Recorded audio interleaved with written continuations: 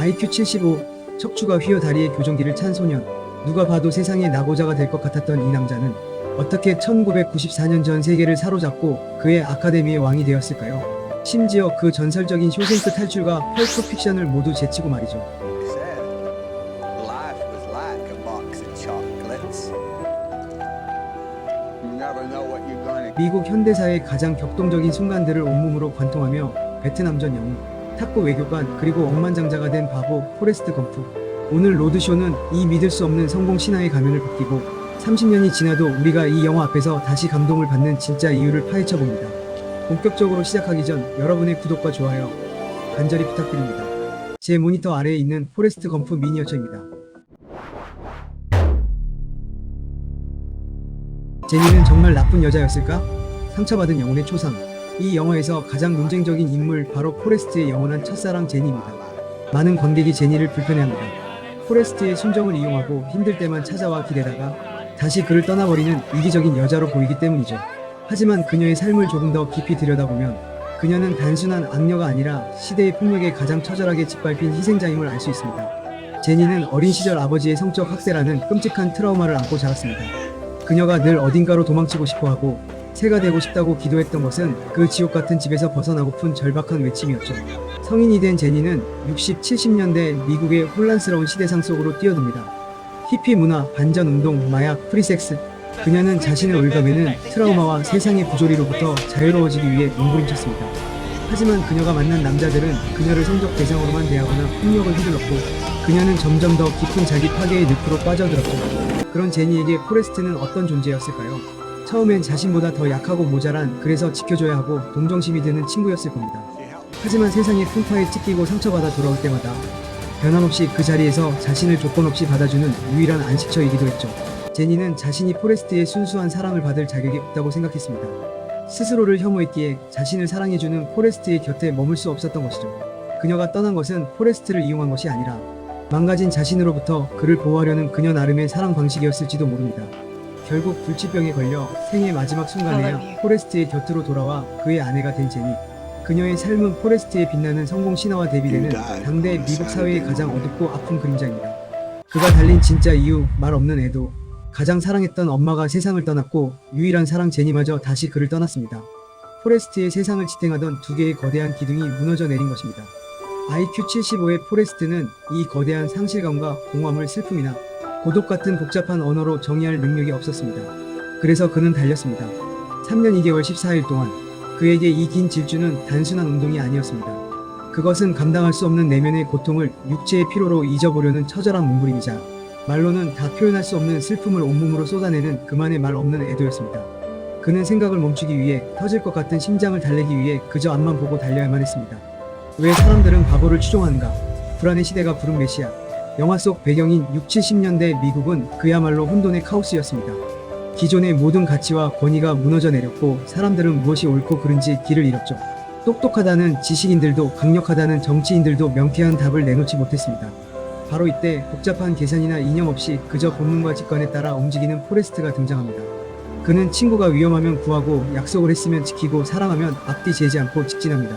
모두가 머리를 굴리며 서로를 속이고 의심할 때 이 바보의 단순함과 정직함은 역설적으로 가장 강력한 도덕적 힘을 발휘합니다. 영화 후반부 포레스트가 아무 이유 없이 3년 넘게 미국 전역을 달리는 장면은 이 현상의 정점을 보여줍니다. 사람들은 그에게서 어떤 거창한 의미나 해답을 기대하며 무작정 그를 따라 달립니다. 세계 평화, 환경 문제, 삶의 의미를 묻지만 포레스트의 대답은 한결같습니다. 그냥 달리고 싶어서 달리는 건데요. 이 장면은 심리학적으로 동조 현상과 권위에 대한 복종을 보여줍니다. 불안한 상황에서 사람들은 확신에 찬 누군가를 맹목적으로 따르려는 경향이 있죠. 포레스트는 의도하지 않았지만 혼란스러운 시대의 방향을 잃은 대중에게 일종의 메시아와 같은 존재가 된 것입니다. 감독 로버트 저메키스는 이 장면을 통해 답 없는 세상에서 맹목적으로 무언가를 쫓는 현대인의 공허한 초상을 풍자하고 있는지도 모릅니다. 우리는 어쩌면 지금도 각자의 포레스트 검프를 찾아 헤매고 있는 것은 아닐까요? 그가 멈춘 진짜 이유, 애도의 완료와 주체성, 그리고 영화 역사상 가장 유명한 안티클라이맥스가 찾아옵니다. 안티클라이맥스는 김새는 결말을 의미합니다. 수많은 사람들이 그에게서 어떤 거창한 삶의 해답을 기대하며 뒤따르던 바로 그 순간,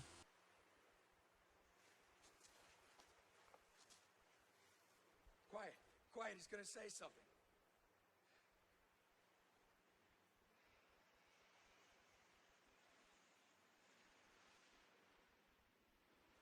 그는 갑자기 멈춰섭니다. 너무 피곤해요. 이제 집에 갈래요. 추종자들은 허탈해했지만 이 단순한 대사에는 엄청난 의미가 담겨 있습니다. 이것은 포기가 아니라 완료 선언입니다. 긴 시간 동안 땀과 고통으로 슬픔을 충분히 쏟아냈기에 이제 비로소 과거의 상실과 화해하고 집으로, 즉 현실로 돌아갈 준비가 되었다는 뜻이죠. 세상은 그에게서 메시아의 모습을 기대했지만 포레스트는 단 한순간도 남을 위해 달린 적이 없습니다. 그는 철저히 자기 자신의 치유를 위해 달렸고 세상이 원해서가 아니라 내가 멈추고 싶어서 멈췄습니다. 역설적이게도 이 지능 낮은 남자가 혼란스러운 시대 속에서 가장 완벽한 주체성과 자유의지를 보여준 순간이었습니다. 아, 그리고 이 끝없는 달리기 장면에 숨겨진 재미있는 비밀이 하나 있습니다. 극중 3년이 넘는 시간 동안 미국 전역을 누비는 이 수많은 장면들 전부 톰 행크스가 직접 뛰었을까요? 워낙 방대한 분량이라 대역이 필수적이었는데 그 대역을 맡은 사람이 아주 특별합니다. 바로 톰 행크스의 친동생 짐 행크스입니다. 형과 닮은 외모는 물론이고 포레스트 특유의 그 약간은 엉거주춤한 달리기 자세까지 유전적으로 완벽하게 똑같아서 감독이 보자마자 캐스팅했다고 하죠. 넓은 풍경 속에서 멀리 조그맣게 달리고 있는 포레스트는 사실 형이 아니라 동생 짐 행크스일 확률이 높습니다. 나중에 영화를 볼 때 지금 뛰는 건 형일까 동생일까? 맞춰보는 것도 재밌는 감상 포인트가 되겠네요. 영화가 숨긴 철학적 질문, 운명론 대 자유의지. 이 영화는 두 가지 상반된 인생관을 보여줍니다. 하나는 댄 중이로 대표되는 결정론적 운명론입니다. 그는 조상들처럼 전쟁터에서 명예롭게 죽는 것이 정해진 운명이라 믿었지만 포레스트 때문에 살아남아 부부가 되었다며 신과 세상을 원망했죠. 다른 하나는 포레스트의 엄마가 말한 우연의 철학입니다. 인생은 어떤 초콜릿을 집을지 모르는 상자처럼 예측 불가능한 우연의 연속이라는 것이죠. 포레스트의 삶 자체가 그렇습니다. 우연히 미식 축구를 하게 되고 우연히 전쟁 영웅이 되고 우연히 탁구스타가 되고 우연히 백만장자가 됩니다. 하지만 포레스트는 단순히 우연에 떠밀려 다니기만 했을까요? 그는 자신에게 주어진 그 우연한 순간마다 최선을 다했습니다. 공을 잡고 필사적으로 달렸고 총알이 빗발치는 전장에서 동료를 구하기 위해 달렸고 친구와의 약속을 지키기 위해 묵묵히 새우를 잡았습니다. 결국 댄 중위는 폭풍 속에서 포레스트의 태도를 보고 깨닫습니다. 정해진 운명에 절망할 것이 아니라 지금 내게 주어진 파도를 어떻게 탈 것인지는 나의 자유의지에 달렸다는 것을. 그는 비로소 신과 화해하고 의족을 단 채 자신의 두 발로 당당히 걸어갑니다. 엄마는 누구나 정해진 운명이 있다고 했고 댄 중위님은 우린 그저 바람에 떠다니는 깃털 같다고 했어. 내 생각엔 둘 다 맞는 것 같아. 우린 저마다의 운명을 가지고 깃털처럼 바람에 실려 떠다니는 거지. 제니의 무덤 앞에서 남긴 포레스트의 이 마지막 독백은 영화가 던지는 철학적 질문의 결론입니다. 우리의 삶은 거대한 운명의 흐름 속에 있지만 그 안에서 어떤 태도로 어떻게 날아갈지는 우리의 선택에 달려있다는 심오한 통찰이죠. 우리가 여전히 이 바보를 사랑하는 이유, 우리는 왜 30년이 지난 지금도 이 영화를 보며 가슴 뜨거워지는 걸까요? 처음 포레스트를 볼 때 우리는 제니처럼 그를 약간은 측은하게, 어쩌면 우리보다 조금 모자란 존재로 여기며 우월감을 느꼈을지도 모릅니다. 저런 순수함만으로는 이 험한 세상을 살아갈 수 없다고 생각하면서요. 하지만 영화가 진행될수록 우리는 당혹감에 빠집니다. 모두가 머리를 굴리고 계산하며 아등바등 살아갈 때 이 바보는 그저 앞만 보고 정직하게 달리는 것만으로 역사적인 성공을 거둡니다. 그의 성공은 계산된 것이 아니기에 통쾌하고 그의 사랑은 재지 않기에 숭고합니다. 우리는 포레스트 검프를 통해 가장 강력한 카타르시스를 느낍니다. 세상이 정해놓은 복잡한 성공 방정식이 틀렸을 수도 있다는 것, 때로는 계산 없는 순수함과 우직함이 결국 승리할 수도 있다는, 우리가 마음속 깊이 믿고 싶었던 동화 같은 진실을 그가 증명해 주었기 때문입니다. 마치 옴니버스처럼 이어지는 그의 기상천외한 모험들이 결국은 해피엔딩으로 완성되는 것을 보며 우리는 예측할 수 없는 우리 인생의 초콜릿 상자 안에도 어쩌면 달콤한 희망이 들어있을지 모른다는 위로를 받게 됩니다. 잠시 포레스트의 아들에 대해 이야기해볼게요. 영화 말미에 등장해 톰 행크스와 자연스러운 호흡을 보여준 이 똘망똘망한 소년 어딘가 낯익지 않으신가요? 네, 바로 훗날 영화 식스센스로 전세계를 놀라게 한 천재하역 배우 할리 조엘 오스먼트의 데뷔 시절 모습입니다. 여러분, 혹시 포레스트가 격동의 현대사를 온몸으로 통과하는 이 모습을 보면서 떠오르는 한국 영화가 있지 않으셨나요? 네, 바로 2014년 개봉에 1000만 관객을 울렸던 윤재균 감독의 국제시장입니다. 개봉 당시부터 이 영화는 한국판 포레스트 검프라고 불렸습니다. 그럴 수밖에 없는 것이 영화의 뼈대가 되는 구조가 놀라울 정도로 닮아있기 때문입니다. 평범한 혹은 약간은 순박해 보이는 한 남자가 자국 현대사의 가장 굵직한 사건 현장에 모두 서 있다는 설정이 그렇죠. 포레스트가 베트남전, 반전 시위, 핑퐁 외교의 한복판에 있었듯 국제시장의 주인공 덕수, 황정민은 흥남철수, 하독광부, 베트남 전파병, 이상가족 상봉의 역사를 온몸으로 받아냅니다. 실제로 국제시장의 감독 역시 포레스트 검프에서 이야기 구조에 많은 영감을 받았다고 인정하기도 했죠. 하지만 흥미로운 건 똑같은 뼈대를 가져왔음에도 두 영화가 그리는 정서는 완전히 다르다는 점입니다. 미국의 포레스트는 계산 없는 순수한 본능으로 달리다 보니 성공한 낙관적인 미국의 우화 같습니다. 반면 한국의 덕수는 이제 네가 가장이다라는 아버지의 유언 때문에 자신이 꿈을 포기하고 가족을 위해 희생해야만 했던 K장남의 눈물겨운 생존기죠. 미국식 영웅 서사 플랫폼이 한국에 도착해 한과 눈물이라는 가장 한국적인 정서로 번안된 흥미로운 사례.